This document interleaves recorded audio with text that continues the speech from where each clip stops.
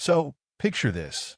I roll up to my place after 2 weeks on a remote job site, dusty boots and all, and what do I find? A full-blown wedding takeover in my backyard. White tents, champagne fountain by my grill, 200 strangers trampling my lawn, and the bride's veil caught in my prized tomato vines. 3-time county fair champ tomatoes. And there, like some suburban dictator, is Priscilla Blackthorne, the HOA president, marching up with her clipboard and pearls. "Sir, you're trespassing. Leave before you ruin the photos," she says, like I'm the one out of line here. She actually told me to leave my own house. The catering guy even hands me a slider like I'm some kind of party crasher. What? Little did she know, I've got a demolition permit just waiting to be put to good use. And I've got a crew on speed dial. Now let me ask you, what would you do? Call the cops? Smash the cake? Or go full bulldozer mode? Drop your thoughts below, cops, cake, or bulldozer. And while you're at it, let me know where you're watching from. Trust me, Priscilla had no clue what I was about to do. Turn her perfect day into the biggest regret of her life.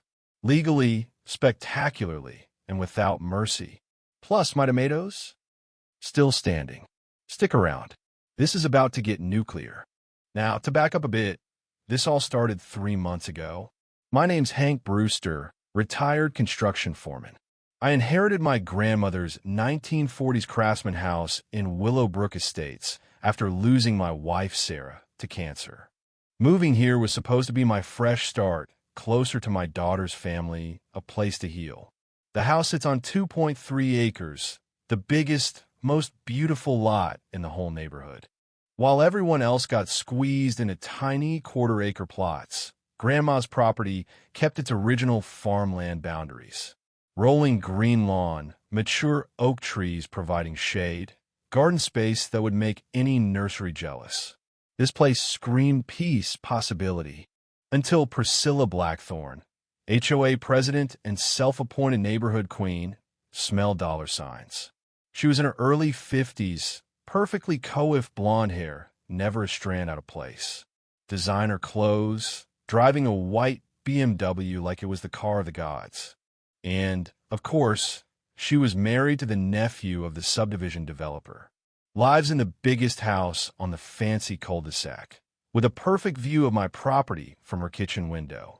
More importantly, she's a real estate agent who specializes in event planning consultations, or whatever that means. I didn't trust her from day one. The harassment started my second week here.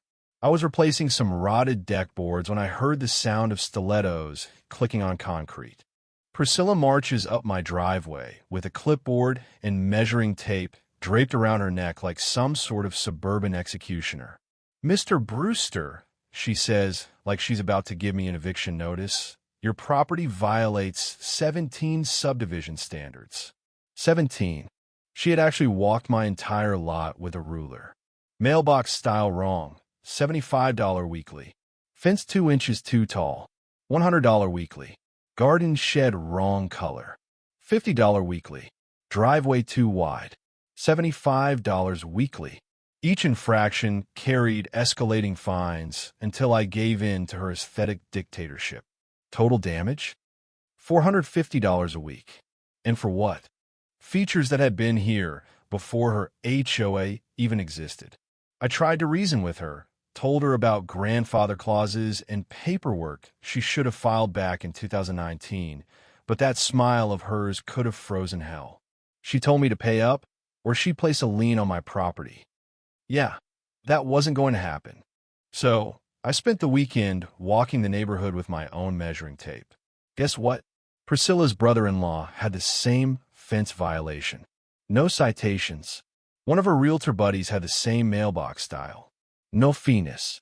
I found 47 new residents with identical violations, all under review, while my 75-year-old features, the ones that predated her HOA rules, were the only ones getting hammered. That's when it clicked. Priscilla wasn't just some busybody with a clipboard. She was running a squeeze-out campaign, trying to force the original homeowners, people like me, to sell our bigger properties to developers. My backyard? Perfect for hosting events. I didn't catch on soon enough, but I would. 2 weeks later, Priscilla escalated things. I'm sitting on my back porch drinking coffee when her white BMW rolls up, followed by 2 more cars. Out step 3 women with clipboards, measuring tapes, and cameras. HOA's version of Navy SEALs if they wore designer heels and carried purses.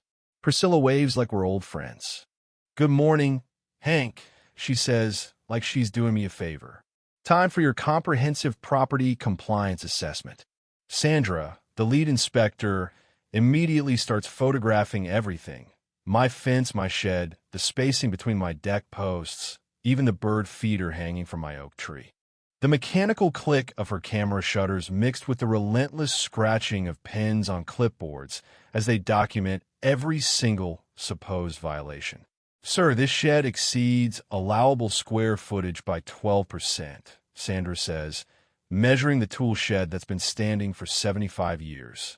"And this driveway violates setback requirements." Another inspector chimes in, stretching her measuring tape across concrete I poured with my own 2 hands just last month. It was like they were trying to find violations faster than a cop writing speeding tickets on the last day of the month. Priscilla supervised from a safe distance, occasionally pointing out things I should fix while her clipboard brigade did the dirty work. When they finished, she handed me an envelope thick enough to stop a bullet. "Congratulations, Hank," she says, like she's awarding me a trophy. "You just set a new subdivision record, 23 violations." And the fines? A whopping $1,847 a week, plus $200 in professional assessment fees. I had 30 days to fix it or she'd file for foreclosure. That was it. I was done playing by her rules. So I did what any sane person would do. I started my own investigation. Armed with my measuring tape and camera, I toured Willowbrook Estates. And what I found was a gold mine. House 47 had an identical fence. No fees. The corner house had a driveway wider than mine. No fines. But the real cherry on top? Priscilla's own house. She had violations all over the place. Fence too tall, landscaping lighting that would make Vegas jealous, and a hot tub installation that violated every setback rule in her own enforcement manual. Total violations for Priscilla? 0. I spent the next few days building what I called the Willowbrook Violations Database, a spreadsheet with GPS coordinates, measurements, photographs, and violation codes. The whole thing looked like a project manager's dream. Then I filed a formal complaint with the city planning department. A few days later, a veteran inspector came by, Mr. Rodriguez. He spent 4 hours documenting what I had already found. "Mr. Brewster," he says when he's done, "this is textbook selective enforcement. I've never seen violations this blatantly discriminatory.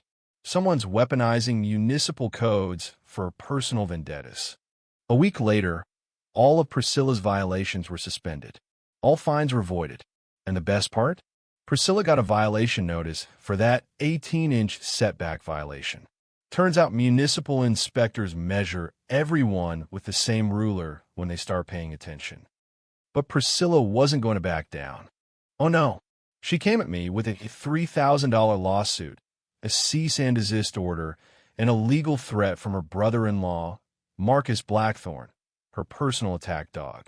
He threatened defamation, stalking, and interference with legitimate business operations. The usual intimidation tactics. But I wasn't scared. I called my daughter, Lisa, who's a mortgage broker and knows her way around legal threats. She read the letter out loud, laughing the whole time. "Dad, this is amateur hour intimidation." But then she paused. "You know what's weird? Why is a small HOA burning through serious legal fees over mailbox violations? Something doesn't add up." And that's when I started following the money. What I found was jaw-dropping. The Willowbrook Estates HOA had paid $67,000 in legal fees over the past 18 months, all to Blackthorne Legal Services. No competitive bidding, no board approval. Just a blank check. But that's not the kicker. While digging through the HOA's original documents, I discovered that my property wasn't even legally part of the HOA's jurisdiction. The original survey had messed up the boundaries. For 40 years, I've been paying dues and following rules that didn't even apply to me. Priscilla had been running a protection racket on land she had no authority over. I hired a retired surveyor, Mrs. Kowalski, to confirm my findings. After 2 days of work, she confirmed it. My lot was in a different county township, not in the HOA's jurisdiction. Priscilla had been collecting money and issuing fines for decades on land she didn't even legally control. That's when I filed a jurisdictional challenge with the county clerk. Marcus Blackthorne freaked out. Instead of providing documentation, he filed an emergency motion, claiming I was wasting everyone's time with frivolous technicalities. But by then, the damage was done. Word spread, and other residents came to me with their own horror stories. People have been paying fines for decades for things like pergolas and garden sheds that were older than the subdivision. We were all victims of a systematic squeeze-out campaign, and now we were fighting back. Priscilla's final mistake was letting her greed blind her. She tried to use my property for commercial events, taking deposits and booking weddings and parties without my knowledge. And when a catering company showed up at my door to set up for a wedding I never authorized, that's when everything fell apart. The evidence of fraud was right in front of me, and I had all the documents to prove it. The war was over. I called my old demolition crew. With the legal backing I now had, we were going to do this right. We weren't just going to tear down her operation. No, we were going to destroy it in front of her, legally, publicly, and with every single official looking on. And that's exactly what we did. When the day came, Priscilla's carefully constructed wedding venue was demolished in front of her very eyes. The excavation equipment ripped through her illegal structures, reducing her entire operation to rubble. But that's not where it ended. Marcus Blackthorne's legal career collapsed with the same force as Priscilla's fraudulent empire. And in the end, the HOA dissolved. The community voted for transparency and honesty. And my backyard became a place of legitimate celebration, not extortion. The Peterson family got their wedding. I got my tomatoes. And Priscilla? She got arrested for running a criminal enterprise. It's funny, isn't it? Justice sometimes comes with a bulldozer. So let me ask you, when you see something wrong happening, do you wait for someone else to fix it, or do you take action, even when it seems impossible?